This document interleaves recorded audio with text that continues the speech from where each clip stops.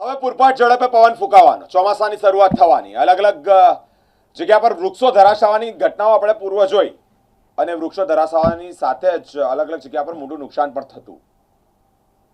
MS university હેડ ઓફિસના મુખ્ય પ્રવેશ દ્વાર પર એક મોટું વૃક્ષ ધરાશાયું. અનેકવાર રજૂઆતો કરી કે આનું ટ્રીમિંગ કરો, આની છટકણી કરો, એટલે કે ઉપરથી છાંટો, જેને લઈને કોઈ આવી દુર્ઘટના ન ઘટે. પરંતુ તેમ છતાં આ મહાકાય વૃક્ષ ધરાશાયી થયું.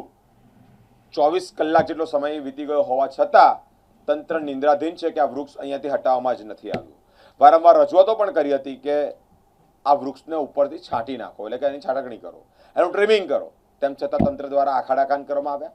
આખરે પડ્યાના 24 કલાક જેટલો સમય વીતી ગયો, તેમ છતાં તંત્ર દ્વારા વૃક્ષનું અહીંયાથી ખસવામાં આવ્યા નથી. નિંદ્રાધીન MS યુનિવર્સિટીની હેડ ઓફિસનું તંત્રનું ઉદાહરણ સામે આવ્યું છે. 30 મે 2026ના રોજ ગઈકાલે રાતના 9 વાગે યુનિવર્સિટીના જે આપણે ગેટ છે બ્રિજની પાસે, ત્યાંથી હું 9 વાગે નીકળ્યો હતો.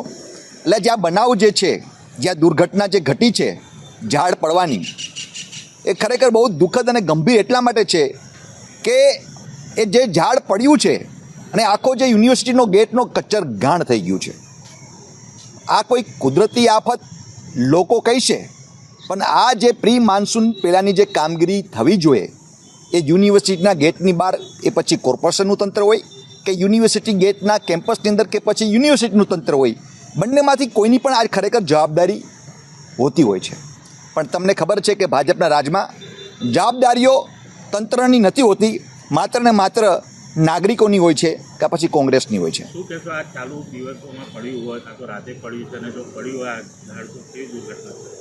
આ જે ગેટ છે ત્યાં હજારોની સંખ્યામાં કર્મચારીઓ, શિક્ષકો અને વિદ્યાર્થીઓની અવર જવર થતી હોય છે. અને અતિ મહત્ત્વની વાત કરું કે આપણા યુનિવર્સિટીના કુલપતિ અને રજિસ્ટ્રાર પણ આ જ ગેટથી નીકળતા હોય છે. એટલે આ તો ખરેખર સદનસીબ કહેવાય કે શનિવારનો સમય હતો અને સાંજનો સમય, 6 વાગ્યા પછીનો સમય કદાચ આ બનેલો છે ને 9 વાગ્યા પહેલાંનો બનેલો છે. એટલે કોઈ પણ જાતના જાનહાની નથી થઈ. પણ ખરેખર જો એ ચાલુ દિવસમાં કોઈ વિદ્યાર્થી, શિક્ષક કે ત્યાંથી નીકળ્યો હોત તો એ ઝાડ ખરેખર એની ઉપર પડ્યું હોત તો એ ઝાડની સાથે સાથે એ કોઈ પણ વ્હીકલમાં હોત કે પોતે વ્યક્તિગત હોત, 100% એનું મૃત્યુ થાત અને થાત જ. પણ વાત હજી પણ ગંભીર એ જ છે કે આ યુનિવર્સિટીના તંત્ર કે આ વડોદરા મહાનગરપાલિકા તંત્ર, આની જવાબદારી કોણ લેશે અને કોના ઉપર પગલાં ભરવામાં આવશે, એ હવે આવનારા દિવસોમાં આપણે લોકોએ જોવાનું રહ્યું.